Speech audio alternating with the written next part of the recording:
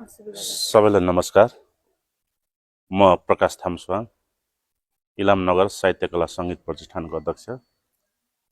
आगामी चैत 1 र 2 गते सदाजय इलाममा इलाम साहित्य महोत्सव 2081 हुन गइरहेको छ।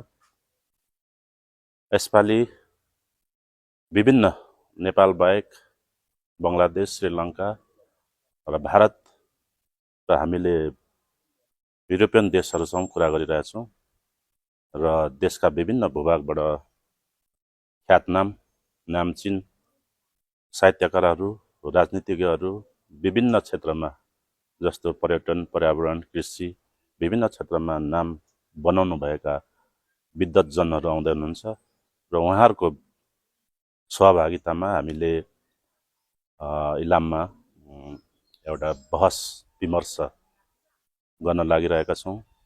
यहाँहरू सबैजना आइदिनु होला। हस्त नमस्कार।